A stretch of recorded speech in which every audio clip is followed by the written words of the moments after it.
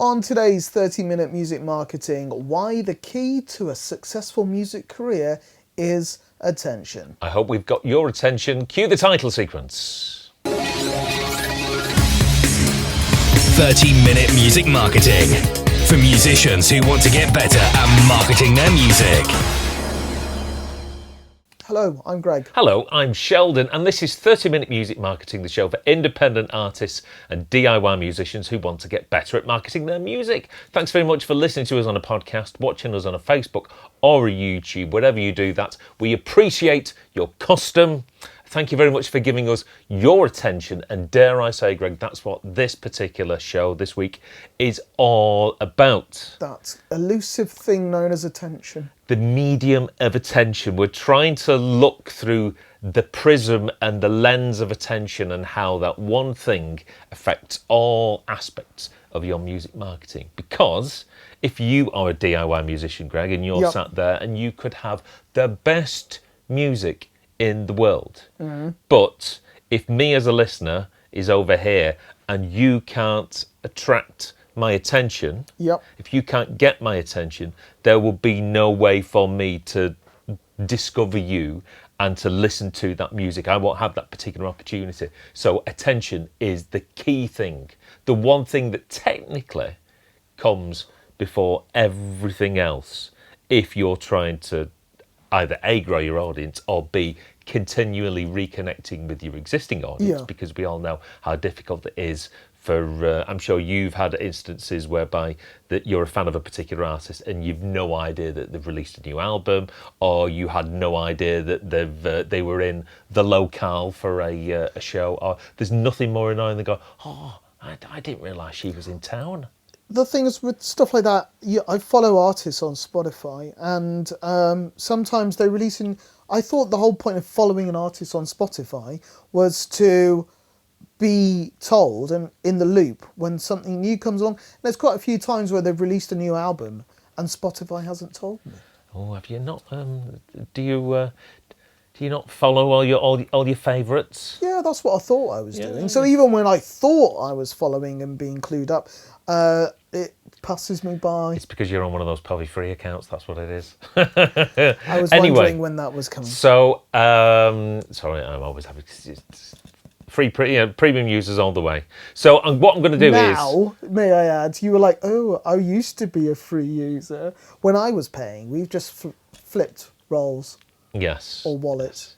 So what I'm going to do today is I'm going to give a couple of examples with regards to getting people's attention, how it works, how it might benefit you, and hopefully by the end of that we can start maybe to change your mindset in terms of how you market things and how you maybe approach future projects. So YouTube, for example, say you've got a music video or some sort of live performance video on YouTube. In terms of getting people's attention, it may well be that depending on how you've tagged the video or the details that you've entered into the YouTube description, it may well be that if somebody's searching for something, or if your video is somehow maybe associated with something that somebody's already watching, your video might well come up in the search results or on the right-hand column. Now, it may well be that people are maybe only likely to click on your video based upon the attention that they will attract to it, depending on your thumbnail. So thumbnails are important. Having bold, striking thumbnails that visually attract the eye is quite important, and a better thumbnail will increase your click-through rate. Similarly, are we kind of edging down the line of clickbait? Not necessarily clickbait, but it is proven that the better the thumbnail, or the more attractive the thumbnail, and you can change if you're doing specific adverts on different sort of platforms. You can have the same video and change the thumbnail and do A to B testing and see which one works. If you want to go into things on a granular level, you can do stuff like that. So, are you suggesting possibly that for our thumbnail we should change us for a couple of pretty girls? That might. Now, what might happen then is our watch time would be significantly decreased when the user might realise that they're not watching a a music marketing podcast with two hot young ladies. So, and YouTube, in terms of its SEO optimization, watch time is the thing. Okay. But yeah, attracting attention via the means of a good thumbnail. Similarly, there's been research shown that if you change your thumbnails on your YouTube videos on a semi-regular basis, that actually does help to increase your click-through rate. If you've got Netflix, haven't you? Yes. Have you noticed that the And may I add, I thumbnails? pay for that one. Have you noticed the thumbnails change over a period of time, every couple of days? That the thumbnails to the programs. Yes. That's it. That's to keep it sort of fresh and to keep you sort of stimulated. Well, I suppose, yeah. Actually, yes. I have. Sometimes it's kind of a bit annoying because you think it's a new episode, Yes. and then you're like, oh, it's still the same one. Definitely. The Good Place is definitely guilty of that. Yes. So yes, but yeah, that kind of gets it because it gives you a chance to see other stuff. Well, it refreshes. It kind of grabs your attention. Yes, it doesn't become stale. That's the thing. If you see the same thing again and again and again, eventually your brain does block it out. It filters it out. It's that external stimulus. It just says, right, I no longer see that because I should be concentrating on other things. Right. Also on YouTube, if you've got a limited amount of subscribers and you want more people to see your stuff and to subscribe to your channel, it may well be that you might need to actually pay to run ads and put your stuff in, physically in front of other people, either in their search results, as we've sometimes done with our YouTube episodes, or you can run pre-roll ads. And again, that's just to get the attention and pay to get in front of the eyeballs of new people. So that's sort of, Does the paid stuff, when you kind of go on YouTube on your phone or on your Mac or whatever, the suggested stuff, is that paid or is that reflective of your watching habits? The stuff generally on the right hand side is what the algorithm thinks is beneficial to you in terms of your search history and the information that it's gained from that. But as we know, when we've done some paid ads for our particular show on YouTube, you can pay to be like the top in the same way that on if you run a Google ad, you can pay to be like top of the search SEO, listings. yeah. You can do the same sort of thing on the right. Have we actually done that yet? Color. Yes, we have. We need to do that again because I think there's still some credit left. Oh, blimey. There we go. Splashing out the money in January. So that's a bit on YouTube, how we can get attention on YouTube. What about Facebook? That little thing that everybody says, oh, Facebook's no good anymore, no one's on Facebook and what have you. Now, we know that if you post a video, or indeed anything on Facebook, organic reach can be low, so you have to pay. Especially if people are posting YouTube links on Facebook. Yes. We wouldn't necessarily do that. But, it's common business practice. Remember, people, if you want people to buy your music, if you want people to pay you to put on a live performance, you're a business. So it's good business practice to pay in order to get the organic reach of either new or existing people. So don't necessarily be afraid about running an ad. We've covered episodes about that. Yep.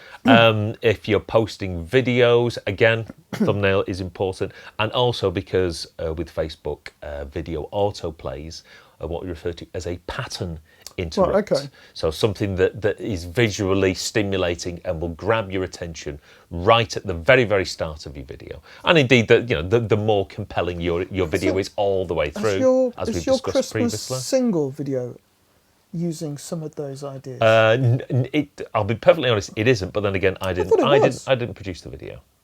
There's a lot going on in a very short period of time. Yeah, there is, but it doesn't have a pattern interrupt. But then again, that's because I didn't do it. But your other one didn't it? When you say pattern, do you mean literally? Pattern interrupt basically means the first 3 seconds make something crazy bonkers happen. Yeah, you did do that with. You can't see this on the podcast, but I'm visually waving my arms around. Can I put a link to a video, one of your videos, or is that us blowing your own trump? No, that sounds weird. Well, you can do if you want. Okay. So yeah, So pattern interrupts. We've got to say, I hope you've hit that subscribe button. Ooh. Smash it. Have you just put up that little I clickable put it there. Ujimadu there? Right, media coverage. Yes. if you want the press to cover your story, and in order to get their attention, then you have to have some form of interesting Backstory. story, something rather than just like, here we are, here's 4 people in a band and we've released a single, I hope you like it. That's not going to get their attention.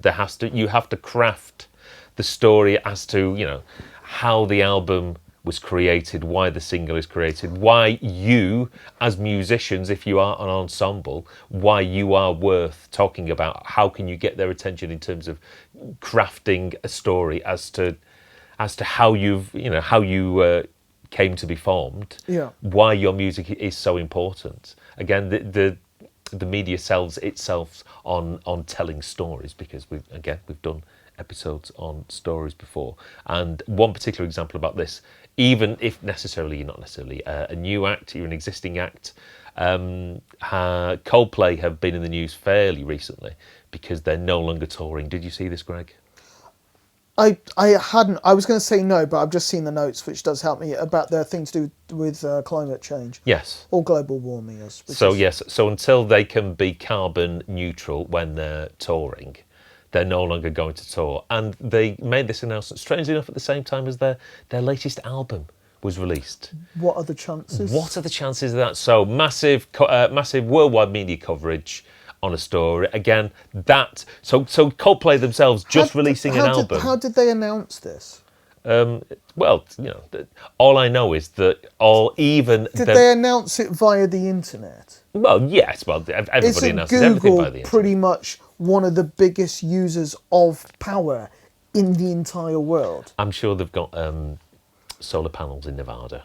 That would they, be their they excuse. literally they are one of the biggest energy users. Well, that's ironic. Well, that's like saying, you can't turn a light on in your house. But anyway, you're moving too far away from the point of the original piece, Greg. Okay. So I have a tendency to. So them just releasing an album, it's like Coldplay album. That's not news in and of itself. However, they were able to attract the attention of the world media by wrapping their album release within a little sort of news nugget, which has got the attention of the world's media, and they ran loads and loads of pieces on it. I mean, I get that, but aren't they possibly going to shoot themselves in the foot? Because what happens if they do tour again? I mean, unless they're going to turn up on bicycles, how on earth? They might have electric vehicles by then and go via boats like Greta. Okay. Okay, so that's media coverage. That's one way of getting attention with wrapping a story around your release. How honest have you got to be? As long as people can't find out what you may or may not do.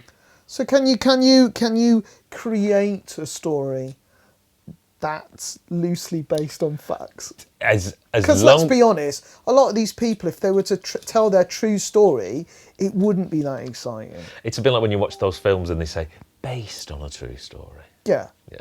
So yes. As long as you think nobody might be able to find out the validity or otherwise of your story, and as long as you're happy with any potential comeback. I do think a lot of people are afraid to be creative with their story, which just seems odd when they're quite happy to be creative with their art. As we mentioned before, all the elements of your marketing, they're like faders on a desk. Sometimes you have to turn the faders up, perhaps maybe up louder than they should be, and some of them you turn down.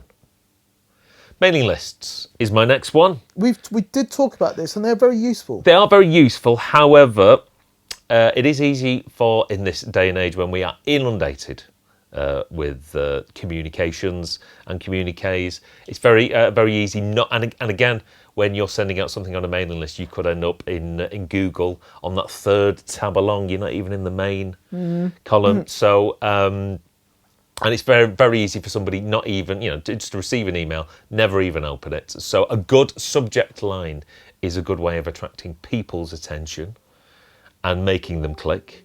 And, open rates, you can chart open rates just by saying, for example, here's December's newsletter.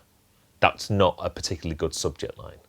But No. you can work on the various articles. Maybe we'll do a particular episode on various Would you aspects of really email put marketing. as good subject line of "Don't open this email"? Yeah, because it's one of those clickbaity look things. here. Yeah, I did some research this morning, and apparently one of the best subject lines to get people to open your email, he said, whatever you do, don't open this email. Because people go, oh, why shouldn't I open the email? And the best open rate I ever had for my particular emails, which was like 60-odd%, was guess which member of the band is leaving, and it was just one of the characters within our band that we were retiring. It was Pirate Bernard. That'll mean nothing to the audience. I was thinking, Yeah. who's left the band? But again, that's in terms of compelling subject lines. Yeah, you got to spice it up a little, haven't you? You have. So that's one way of attracting the attention of people on your mailing list. So in summary, the phrase that is often used in marketing, phrase that pays. is often used in marketing circles, is that we're at peak attention. People have got that much going on in their lives. The social Especially media, today. TV. Oh, don't talk to about today. Today's very packed. TV, social media, pretty much. There are times when I've been known to brush my teeth before going to bed at night whilst reading my Twitter feed, trying to cram. It's possible to cram so much. Is Twitter that important in your life? It fills a gap, doesn't it? I don't get the Twitter, but yeah, I understand. But yeah, there's so much going on. There's a possibility to entertain and educate yourselves pretty much from the moment that you wake. I mean, some people, and again, some people listening or watching to this, they will go, oh yeah, it's like most people have their phone on their bedside cabinet. I think it all went wrong when they introduced an alarm clock on a phone, because then you would put it by the side of your bed. And from the moment that they get up, Yep. they're bombarded with Look at me. information stuff. So so scientists and marketers have said we've reached peak attention. There's not any more part of the day when people can squeeze in extra stuff. So it's hard for people such as ourselves, DIY musicians, independent artists, to get our message to our audience simply because they're bombarded with so much other stuff. It is sort of generally confusing. So we have to try and double down and identify the most effective ways to get people's attention. So what I'm doing saying to you, the audience out there, and this is our last episode of the year before. Is it? I always get told lastminute.com. I've not done any Christmas shopping yet, Greg. I've done all mine. I know exactly what I'm getting. Well, good for you. It's good to know somebody's organised. But as we move into 2020, it's time for you to think, right, how can you, as an independent artist, how can you stand out more? How can you be better at getting people's attention? How can you get maximum exposure from whatever you do? Do you need to spend more money in terms of advertising in order to reach more people? Do you need to be, I don't know how to, the best to put this, might you have to be maybe more provocative in what you're doing? Do you have Daring. to dress in a more bold way? Imagine the scenario, Greg. You've got 4 bands or 4 acts on the bill. Yep. And 3 of the acts turn up and they play in the clothes that they've arrived in. Oh, don't even get me. That's one of my biggest bugbears, when you just kind of go, you're just really not bothered, are you? You're not making the effort. And there's one group, one act, or one performer, and maybe say it's a group of 4 people, and they're all wearing pink neon day glow jumpsuits. That's possibly going to stick in your mind, isn't Who it? is going to attract your attention on that bill if you've never seen any of the acts before? Who is the act that is going to be remembered the morning after? Again, that's only sort of one example, and I'm not saying you should all go out there and, There'd be like a massive increase of pink day glow jumpsuits being ordered on eBay. So yes, thanks to us, it's sales for pink jumpsuits on eBay are rocketing up. Yes, as we speak. I think 5 have been But purchased. but for whatever you do in terms of your next music release, as your marketing stretches forward, as we approach a brand new year, it's like attention is key, because we all know if you haven't got anybody's attention, no one's going to be paying attention or listening or watching to whatever you're creating, and it's not actually reaching and finding that audience. You will end up becoming your own biggest fan. Yes. So try and think of all the individual ways where, in all aspects of your music marketing, your socials, your YouTubes, your mailing list, your visual brand, your visual identity, how can you improve? Again, incrementally, it doesn't need to be everything all at once. How can you maximise the level of exposure? Do you need to intensify things? Do you need to, like I say, be more bold, be more provocative in terms of your videos? Do you need them to be more visually sort of stimulating? Can I ask a question? You can. Right. Some might say that it's very, very easy for you to be able to come up with a suggestion or craft a story, be provocative, be outrageous, when, people might say the style of music that you do kind of suits that kind of setting. How can that be applied to someone who's a dead serious artist? Well, Who seem to think, as a lot of them do, Yep. that their music is enough to get the attention that they want. I'm sure you could, whatever your musical genre, you could work with a videographer and say, right, we've got, in the first 3 seconds, how can we make this video completely amazeballs, outstanding, so that if somebody's scrolling through their news feed, if they come across it, they have to stop. They are compelled to watch because they can't quite believe what is going on in front of them. In terms of crafting a story, perhaps, I mean, what I would suggest is, before you even start recording your next lot of material, think about the potential story before you write the music. Because if you are just writing music for writing music's sake, if there's almost no purpose for what you're sort of crafting, it may well be that, you know what, it might be hard to try and find an audience for this. And I'm not necessarily saying that your marketing should influence your creativity, but you need to bear some of this in mind, because if you're going, right, I'm just going to write a nice song or a very thoughtful, emotional sort of piece, if you are, you're going to be pitching that to somebody at some point, even if it's a case of running an ad on Facebook and trying to get somebody to watch it. And it's like, you have to almost think of, I hate to call them this, they are listeners, but you have to think of the end user. It's like, how are they going to perceive this? What are they going to be doing? And in terms of, if you're trying to get press on something, you can't just literally send off a press release going, here we go, I wrote this, it's a nice song, hope you like it, because there's so many other things out there that are on the desk or in the inbox of whoever you're sending it to. And that's your competition. So you have to think smart. It's how can you get the attention of somebody? And again, in terms of a subject line, how about when you're sending stuff off to try and get reviewed? How can your subject line stand out amongst everything else?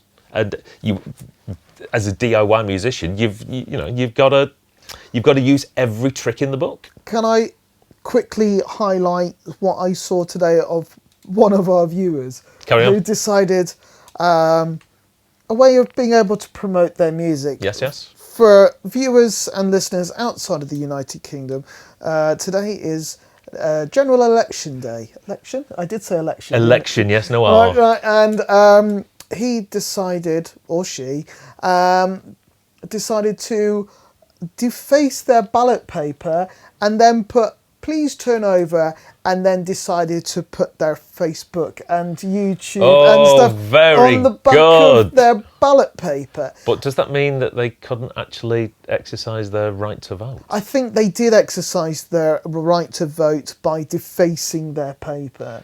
So that is a vote in itself. But I don't know how many people are going to actually read that. But he certainly, or she, has had something to talk about. That would attract. To be honest, if I saw that on the social, that would attract my attention. So yes. So if they don't mind me, I'll say who it is the next time. But for the moment, I'll just leave it. No, I like that. That meets with my approval. I don't like you spoiling your ballot paper though. Why not? If you don't believe in something, then you should let your... you've got people have died. People have died for that Yes. opportunity to vote. That's all I'm saying. Anyway, you need something let's not discuss politics too much. So but that is a way of being able to connect with people. In some ways, again, resonating with your audience. And next year, identifying your brand. Yeah. So I mean, it never did Rage Against the Machine any harm. It certainly didn't. I think they're coming back actually. There you go. The music is timeless. So that's it for our first year of trading. We'll be back with 2020 We'll be back at some point vision. in January. I'm going to try and have a little bit of a break. No, you won't. No, I've got things to do. I've got to decide whether it's actually worth putting up a Christmas tree. Oh, go on, Greg. And so bar humbug. Well, yes, I was going to say, that Christmas decorations are important, but then again, my missus puts all mine up, and I just get them out of the loft for her. There you go. I have to get them out of the loft and. What is it with blokes and it's like not being Christmassy? Possibly because we see it for what it really is. Maybe. So anyway, but thank you very much. Thank you for your attention throughout 2019. Thank you very much. A big shout out to everybody who listens on the podcast. We've got. Would it be too much to ask them to give us an end of year report? Yes, it's like yourself. Again, if there's anything that you feel as though you want to cover in 2020, is there any aspect where you would like to grow and would like our comments and opinions on? We'll be able to get started on New Year's resolutions. New Year's resolutions. That could be maybe the first episode when we come back in January. So, what your New Year's resolution should be. Spend money on your marketing. So yes, don't spend too much money over Christmas because you'll need that to run some ads in the new year. Right. Thanks very much, everyone. I hope you have a great festive period and a cracking new year, and we will see you all very, very soon. Enjoy yourselves. See you later. Bye.